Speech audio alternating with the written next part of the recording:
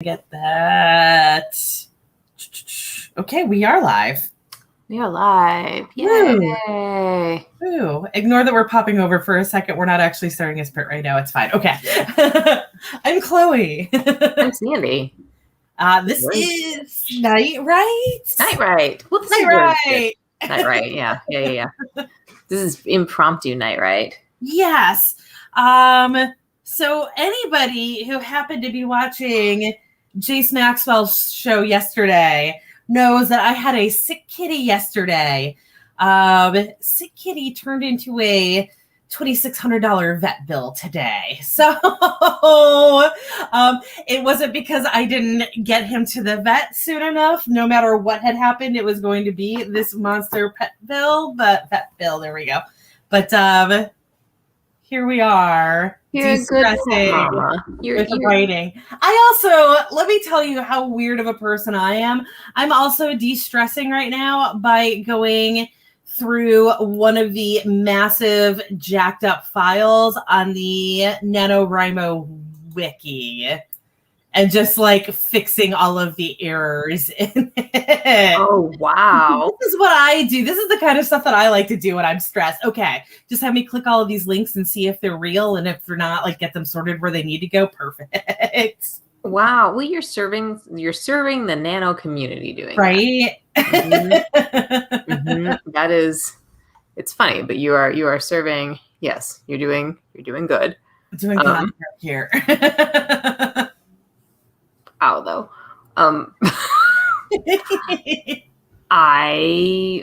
Okay, is that what you're working on today? Because I thought you were supposed to be writing today. I feel like there was a specific... I told you to yell at me, and I'm not going to let you yell at me. I am going to do it.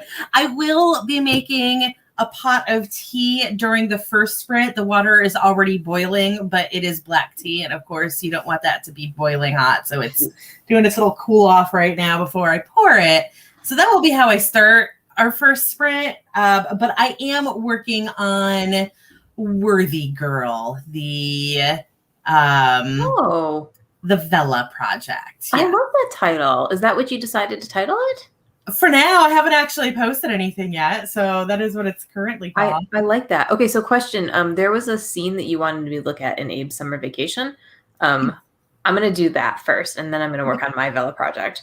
But which is that the very end scene? It's the second. Well, it'll be the last two scenes. Because the last scene is the same last scene from before, but of course that last scene had a bunch of exposition that is now what that previous scene is. So if you can look at both to make sure that there's no like massive redundancies in it. The two scenes. Yeah. Just those last two scenes, and nothing was changed in the scene before that. So you can go right into it. It's not like I modified anything before it for it to fit properly. Okay, cool. Yeah. Excellent. Except for like there's extra references to the airplanes that I told you that I was going to put in. Yeah. I'll take that. Is it already 8:05? It's 8:07. It's 8:07. Good grief. Let's get this first sprint going. Also, yes. Rose, what are you working on? I'm going to call you out because you're the only one who's participating with us right now. That's okay. We threw this sprint up at the last second, but all right, let me get this. A $2,600 cat bill definitely deserves some impromptu writing. Yes. I mean, yeah, and like now he's going to have to go on the really expensive food, which is okay. It's the nice thing about not having children is that you can then pay for really expensive food. All right, so 10 minutes is going on the clock, and we will be back at 17 past.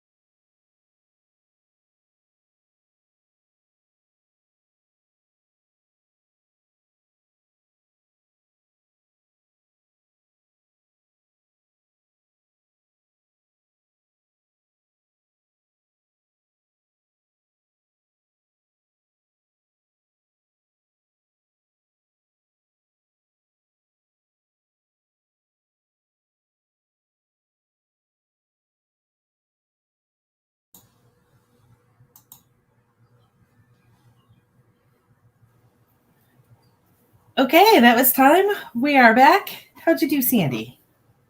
I'm reading about bananas and Untamed Jungle. It's great. I'm happy. Oh, that's right. I forgot. I actually put a lot of effort into that banana thing because I had to figure out a crop that is not actually native to that area. It's funny. It's funny. Okay. That's all fact, other than the fact that, it was brought over there by a demon baby. It was, but yeah, this is fun. Okay, how did you do? Did you make your pot of tea? So I made my tea. I made my pot of tea. I put way too much tea in it, and then I put way too much water in it, so my teapot's a disaster. That's okay. I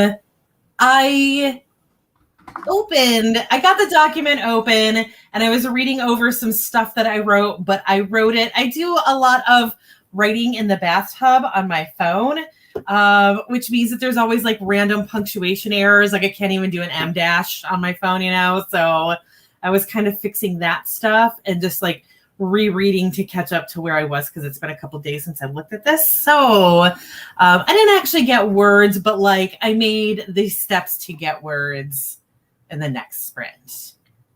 I think in the next sprint, I need to add a clue into my second chapter. I'm finishing up the second chapter for my Vela project, and then I need to move on to my third chapter and see what I have there. How long are your chapters so far? Like, let me see.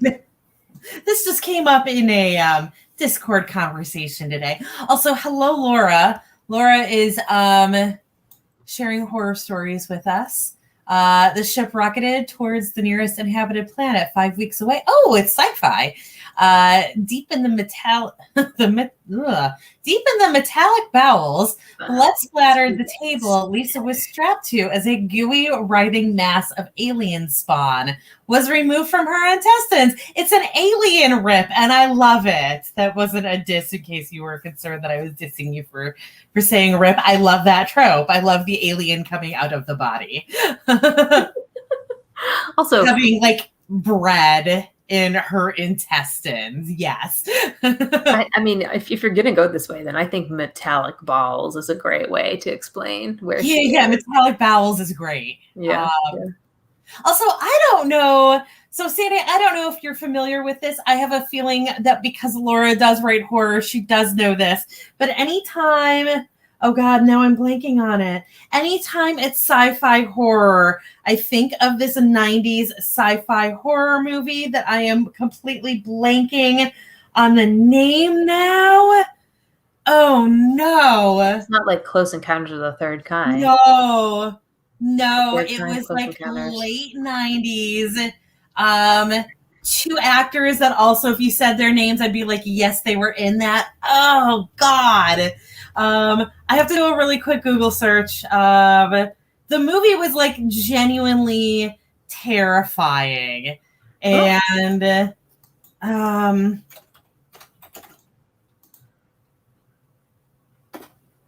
I'm not. I mean, look, like if we're talking about alien movies, like no, it's not your jam at all, and it was not, like it was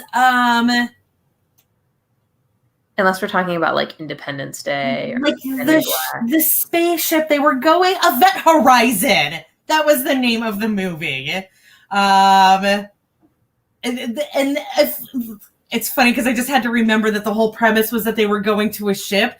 This is like also a really common premise in horror sci-fi, where there is a ship floating in space that like has sent out a distress beacon, and they don't know what's going on it, and there like doesn't seem to be any signs of life, right? Like that's this happened, literally like just read this in a sci-fi book that I was reading that wasn't even horror, but like it's really common trope. But absolutely the ship they are going to is the Event Horizon, and somehow that was what got me to where I needed to be. Like just remembering that they were going to a ship. Oh, right, the ship's name was Event Horizon. But Basically, the event horizon, if I remember correctly, was haunted AF. But I say as best as I can remember because I don't think I ever finished the movie because it scared me enough. Oh, wow. I feel like I went back and watched it years later and it was like I kind of got through it by not paying as close of attention, that move, but yeah. Yeah, no, that's how I think I stopped watching horror movies sometime in college, I think. Or maybe shortly thereafter, when I decided that sitting through movies like this was not like an appropriate way for an adult to I'm not that good at Horizon was 1997. It turns out Close Encounters of the Third Kind was like 1977 or something. Yeah, I didn't want to call you out on that. That was Malcolm made me like start watching that like during the pandemic. During the pandemic, as if we were like all on a vacation or something. And I was not. I don't think we finished it. I don't think we finished it. That's fair. I don't know about that movie. It's one of those things where it just like it worked well in the time frame it exists in, and that's probably right. That's probably right. Yeah. You asked about chapter length. Yes. First chapter is 3,136 words. The second chapter is 3,499 words. Okay, so you are me on this as well. I just do long chapters. I don't know. Does that seem long? I feel like that's not long for like an episode. Like if you were going to get something. Somebody I was talking to was saying that she was having issues actually like getting it to the 600 minimum. I guess she just writes really short chapters. Yeah. Wow. And that is, of course, the opposite problem of me. Yeah, like as I'm saying that, I'm thinking, gosh, maybe I should take out a few words here and there. I mean, they allow up to 5,000, so as long as I'm under 5,000, I'm okay. Let's go ahead and do our next sprint, though. Okay. We're going to do it for 20, and it is 8:25, so see you guys at 8:45.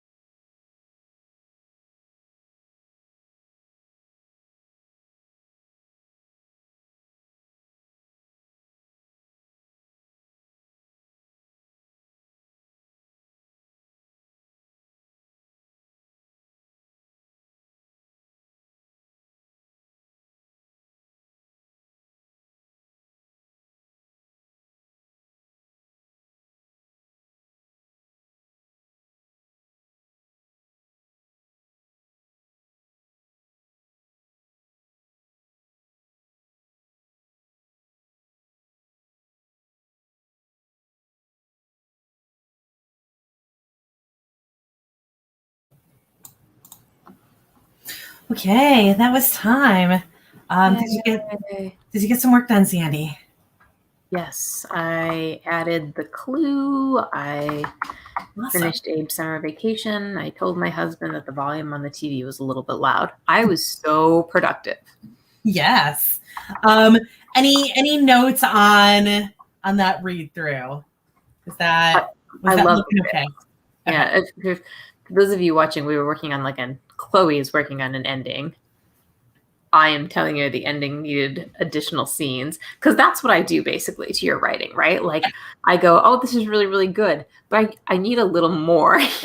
I am notorious for not ending books right, which is funny because right now I am reading a series where the ending happens at like 90% in every book, and I'm like, oh my god, I'm done.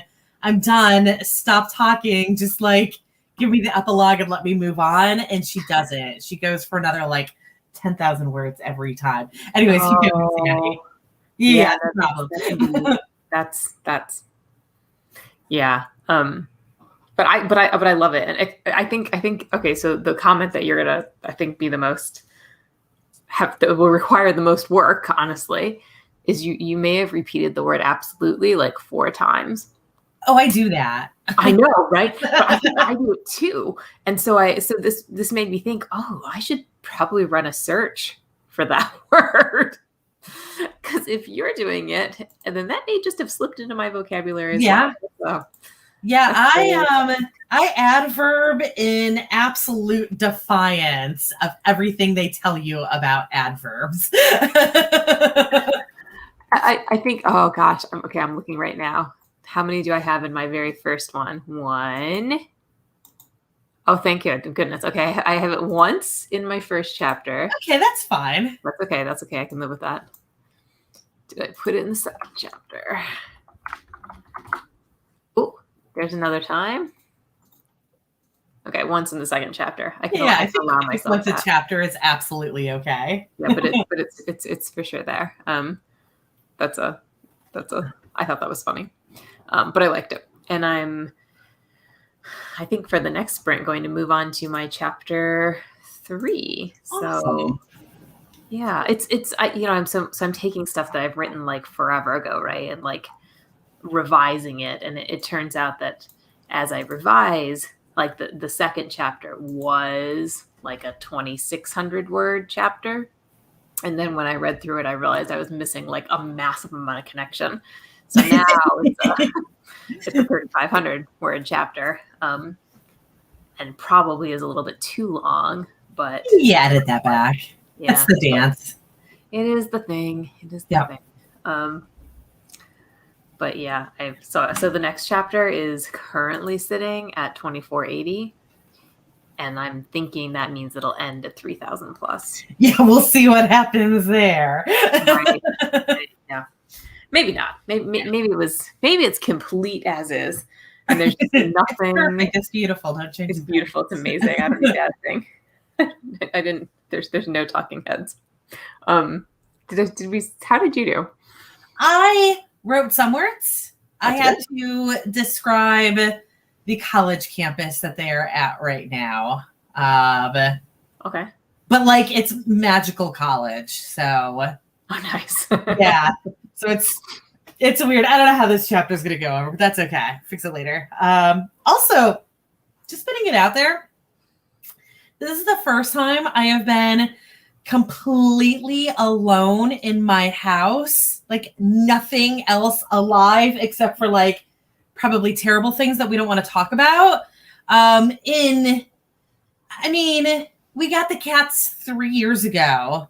And before that, like it was just me and Ken for maybe 2 months. And then before that, there were 3 of us in the house. And then before that, there were 5 of us in the house. So this is like conceivably the first time ever that I have been completely alone in this house. I guess there would have been a couple months when it was just me and Ken where he might have been at work. But other than that, most likely I was not alone in the house for whatever reason. And I have been blaming a lot of sounds on cats and other living things in this house that it turns out are not. Yeah. Like a sound that I always fully thought was a cat jumping off of the kitchen table. No. I don't know what it was. And like in other houses that I've lived in, I have written off that kind of sound as being, like the ice maker or the dishwasher or something like that. We don't have an ice maker and the dishwasher isn't running. There's no, I don't know. I spend a lot of time being like, that must have been a squirrel that just jumped on the house right there. Yeah. We have woodpeckers. Oh. We have one real dumb woodpecker that thinks that our house is a tree. Sometimes right there, right outside my bedroom window. So that is a sound that I am very familiar with, and I know exactly what it is. Nice. Woodpecker. Yeah. It's creepy though to be like alone in your house, isn't it? Just a little bit. Yeah. Yeah, I don't know why it makes any difference when there is a cat here, but it does. It does. The animal makes like all the difference. When Malcolm used to travel and it was just like me and the dog, I always felt like, well, if something were to like intrude, the dog would totally bark, right? There'd be a warning of some kind. You don't feel like you're totally crazy for talking to yourself when there's an animal in the house. Yeah, so I hear you. So really quick, let's look over at comments and then we'll jump into the next sprint. Because Rosalind had stuff for Vella. She's experimenting with different links for chapters. Since the first 3 chapters are free, she's trying to hit around 5,000 words for those and then bouncing between 15 and 3,000. That is about what I write, is between that 15 and 3. I'm confused. Why would you make your first 3 chapters longer because they were free?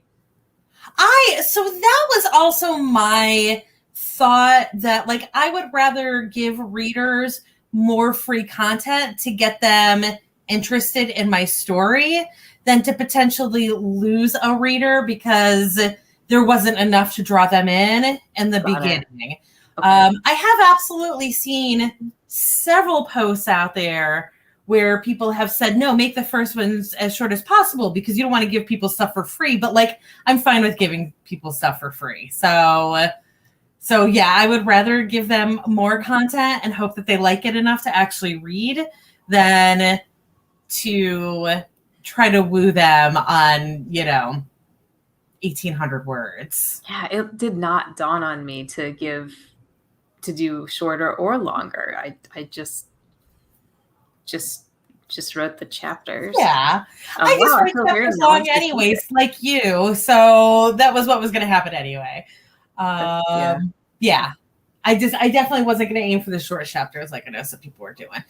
I think that's the wrong call, to aim for the short chapters. Yeah.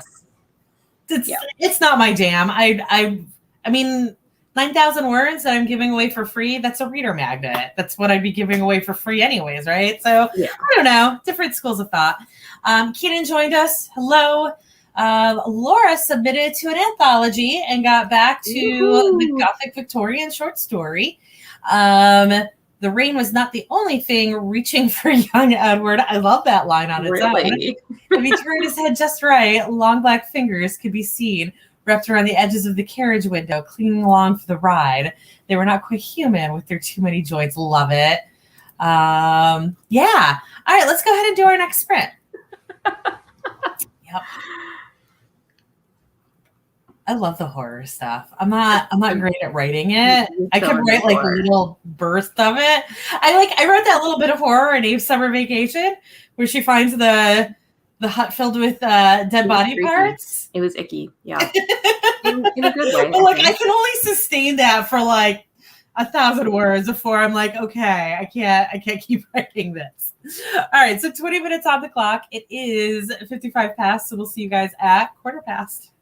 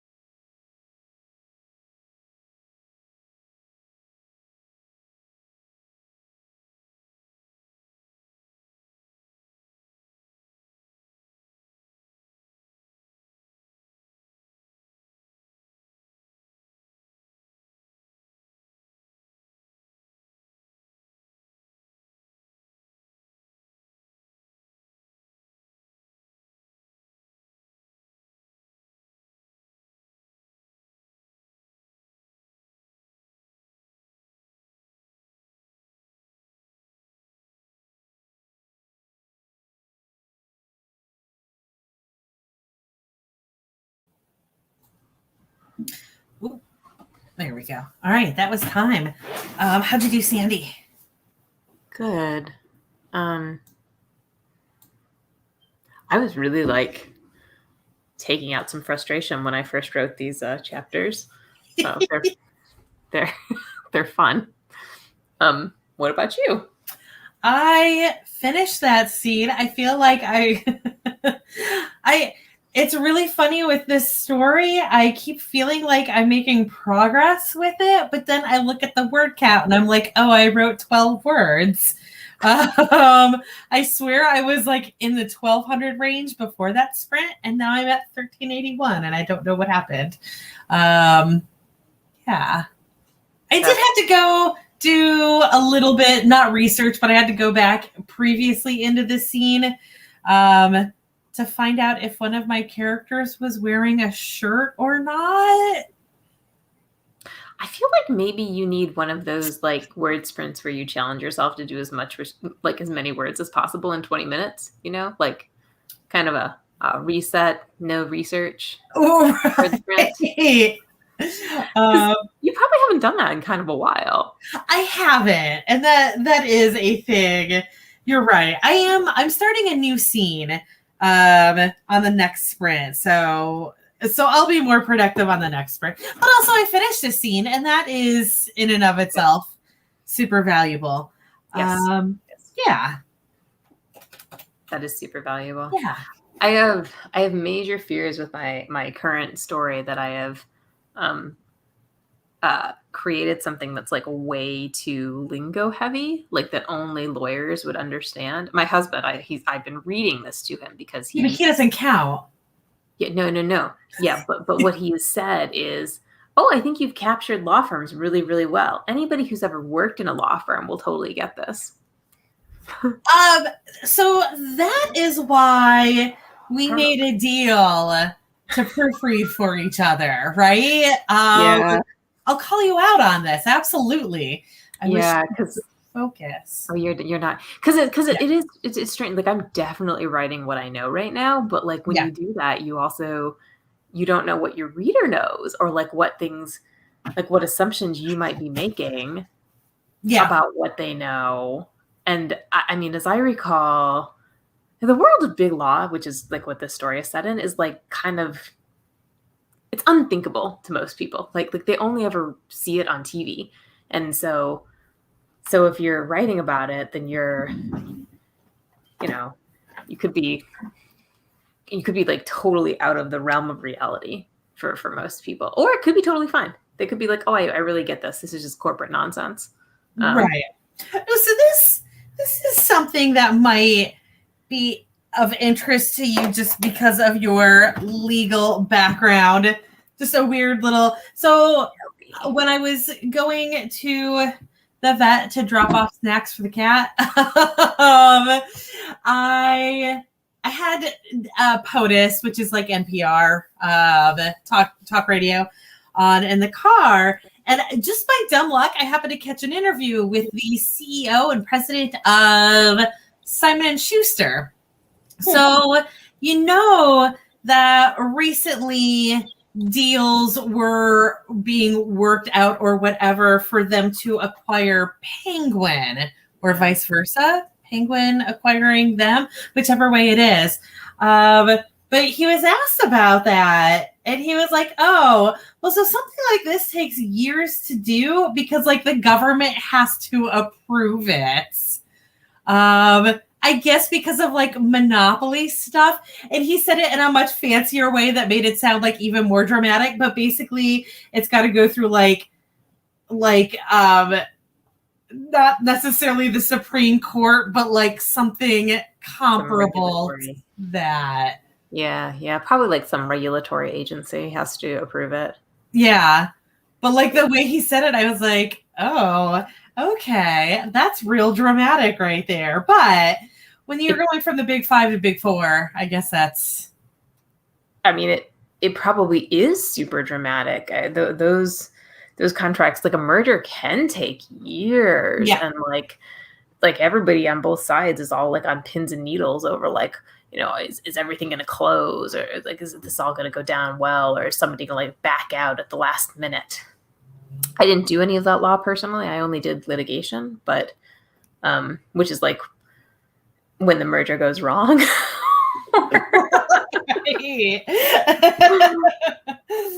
or something else goes wrong.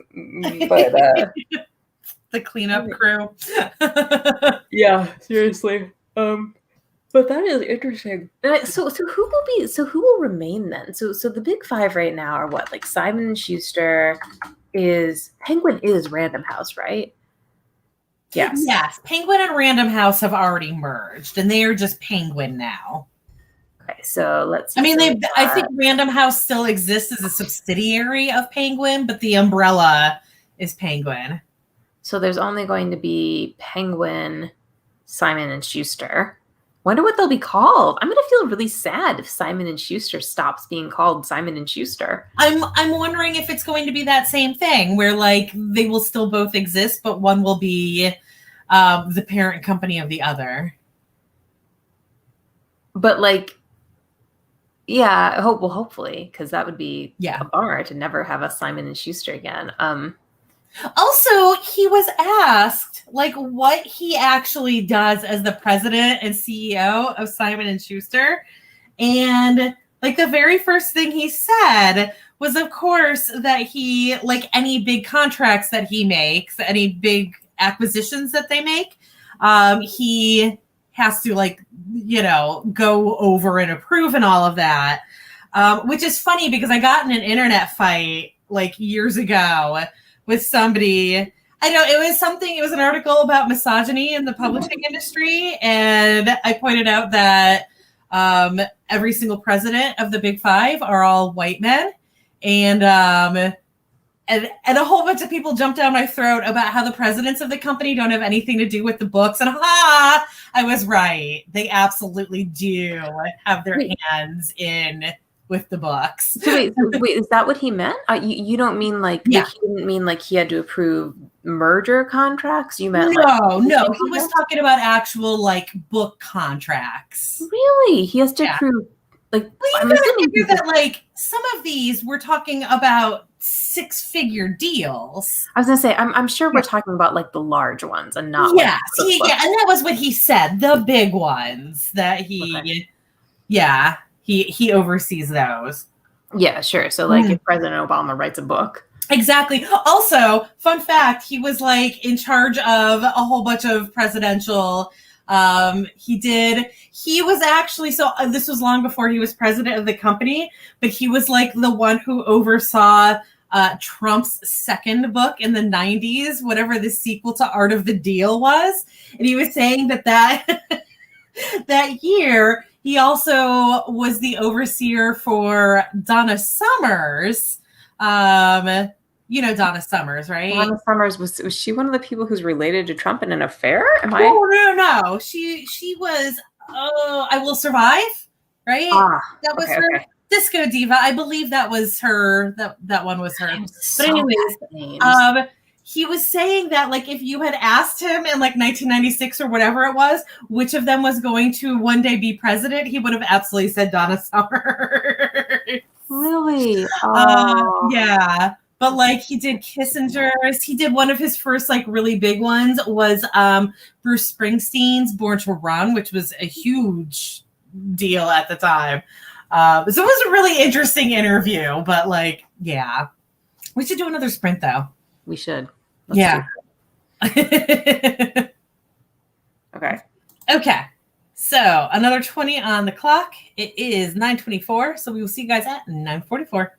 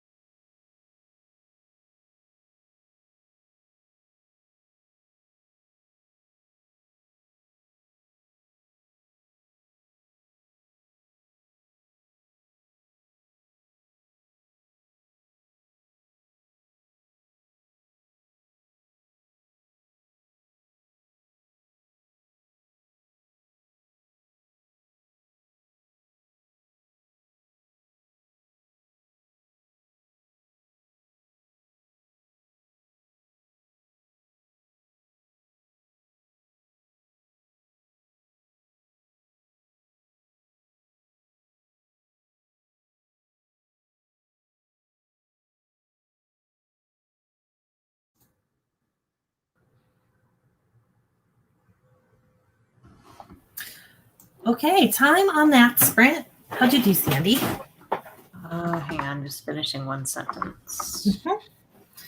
I think I wrote, oh God, what did I say it was at? I think it was at 1380 before, and I'm at 1758 now. So I don't know. I wrote like 300. Three and change, almost 400. Not terrible. That is good. That at least it's writing, right? Like that's not 13 words or whatever you had the last time. Last time it was like 120 words. This time it is 400 hundreds of words. much better. I think this chapter, did I say it was like 25 or 2600 when I started? Yes. I've already got it to 2896. So clearly they're all going to be 3,000 word chapters. Yeah. I'm having an issue right now where like I don't have the romance element at all in this. And I realize that I say that a lot when I start things, but like I'm at chapter 4 and this is absolutely like magic school drama and no romance, despite one of the characters running around shirtless. Oh, you know what though? I know what you mean. So my stories is not going to read, I don't think, super clearly as a romance. I think it might read chick lit. Yeah. But I mean, Academy chick lit doesn't really exist, does it? Right. I was going to say for you, that is absolutely like, go ahead and sell it as chick lit, like lawyer chick lit. Absolutely. You're good on that. I think I can. I think I can sell it as like lawyer chick lit with like a romance and drama. Like, chick lit is almost always office crap. Yeah. It's always like some sort of workplace drama. For mine, I guess it's just going to be, you know what? I guess it's okay, because if I'm looking at like TV shows that are comparable, I'm looking at stuff like The Magicians, which there is romance, but it's certainly not the main plot in it. The romance kind of falls apart in it. Yeah, I know, it definitely. Yeah. If I remember, I don't even know if the show is still going or not. I know I'm not caught up on it, but like, she's dead and evil. And Alice, is her name Alice? I feel like her name is yeah. And I feel like they get her back, but like, there's still I don't know what happens there. Like, I feel like they're still not together after he gets her back to being Alice, as opposed to the Nephil. Is that what she was? I don't remember what she turned into. Yes, I think you're right. I think she was in a Nephil or a Nephilim or something like that. Yeah, which is weird knowing what a Nephilim is anyways. But yeah, so I feel like this might actually be okay. I'm just hoping that, like, is this because it's readers are going to expect that romance right off the bat, or because it's episodic, they're going to expect it to be, done more in that fantasy drama style. Yeah, no, And like, she's also going to have like multiple partners through the book and stuff like that. So, but okay, so I'm looking at the Vela categories right now, and this is very interesting. Like, chick lit, for example, isn't on here. There's only. Oh, is it women's lit? Mm-mm. There's action and adventure, dystopian, erotica, fantasy, historical fiction, humor, lesbian, gay, bisexual, and transgender fiction, mystery, paranormal, sci-fi, teen and young adult, thriller. So, like, that's a really weird and limited list right there, isn't it? Like, so, like, yours is, I guess, presumably paranormal romance. Yeah. And I mean, I'd initially titled mine romance thriller because there is no drama or chick lit category for me. And I guess I could make it a mystery, but like, I think mystery people are looking for like a sleuth. Right.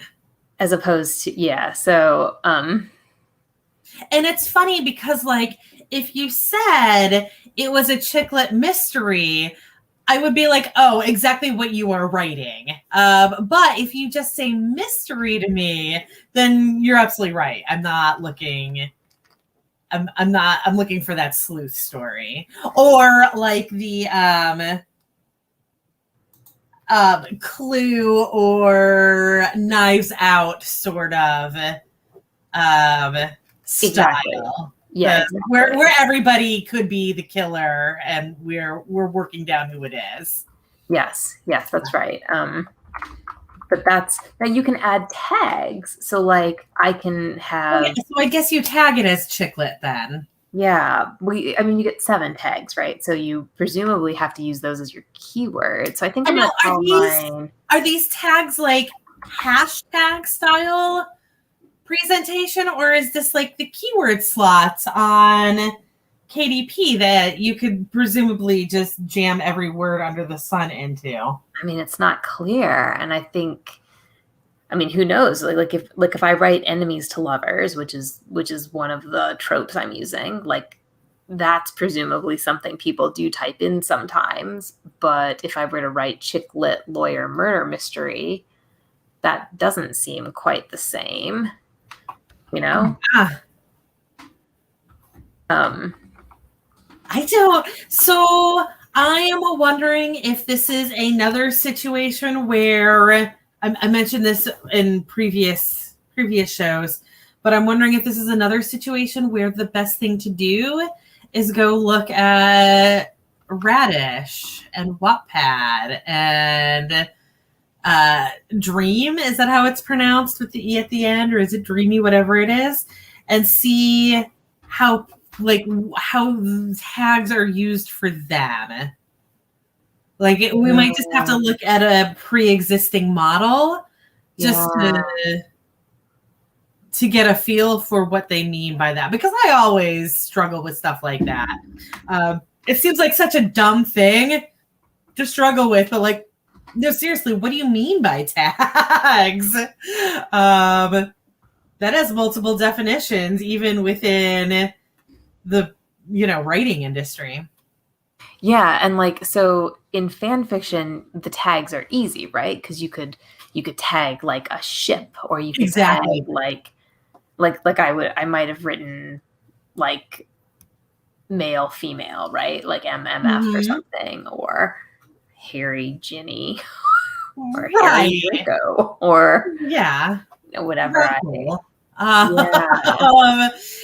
You could, but so like fanfic's not the good one, because I think the problem with fanfic using that as a sample for anything is just like it doesn't work, because it's people already have enough assumptions with it. Like they already know the Harry Potter verse, so they already know the like skeleton of what you're doing, and possibly a lot more for that. Again, if you're writing, like you said, a Harry Ginny, then like we already know everything about the characters. We have a good idea of when in the timeline it's happening, right? So because you could even write like I think in fan fiction there were tags for like which book you had started your, like in Harry Potter, for example, which book you had started your fan fiction like after, right? Or you could have done this if you were doing a TV show. You could write like, God, what was the word for that? Apparently somebody has put out a YouTube video on how to do these keywords.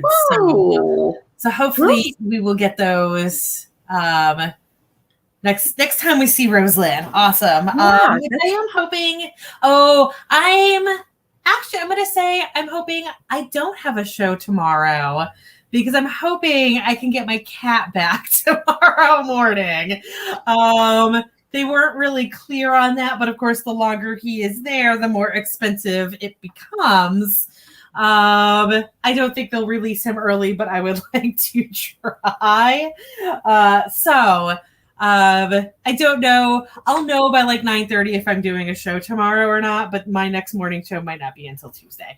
And we'll have an evening show on Tuesday. That is definite. Our midweek Rise and Right is on Tuesday. Midweek Night Right is on Tuesday because Sandy has family coming in on Wednesday. Yeah. Yeah. Should we do one more of these sprints and then call it a Absolutely. night? Yes. Are you good for 20? Let's do a 20. Yeah. Awesome. All right. So one last 20 on the clock. Let me actually get that clock out there. There we go. It is 5 of. So we'll see you guys at 15 past. Okay.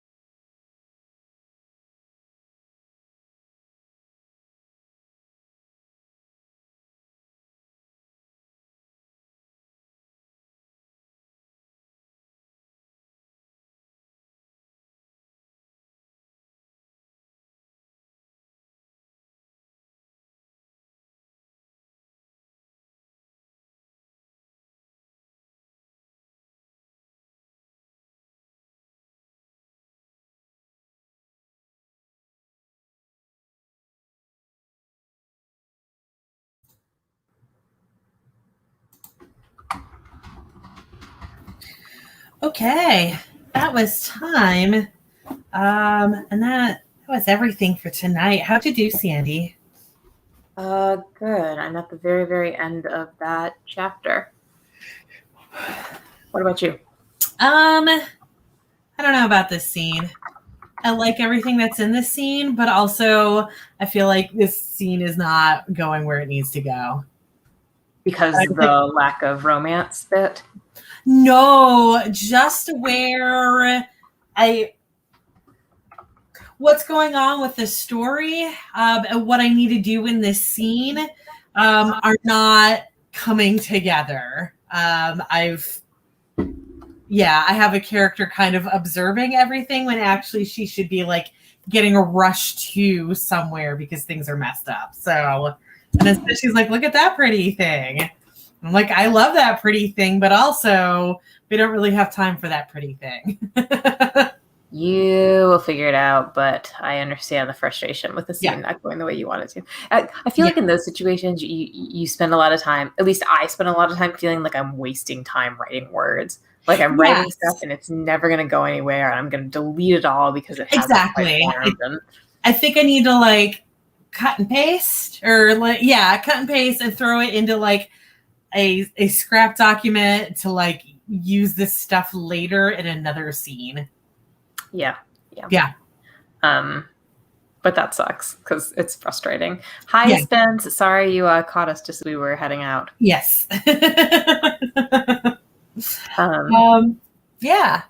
I got one scene done, and at least like the thing is that like this might need to be completely rewritten, this second scene that I started working on, but at least like I have an idea of where to go. Like every time you do something wrong, you're one step closer to doing it right. True. Very true. Yeah. All right. Well, so for anybody watching us, thank you so much for joining us. I'm sorry. The child is going to be crying anytime now, so I actually have to go because. Yeah, it is that time. Yeah. So we will be back at this time on Tuesday. I don't know when the morning shows are going to happen this week. I guess it depends on my cat at this point. Who like 3 times during that last sprint, I looked over my shoulder to see if he was there. Like, oh, you're so used to him there, and he's so used to him being right here. There's no cat right here. So he's at a very expensive cat hotel right now. Yes, yeah. Little kitty hospital. So. Hopefully he will be back there tomorrow, but we'll see.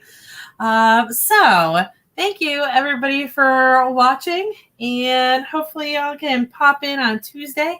But in the meantime, happy productivity, everybody. Bye.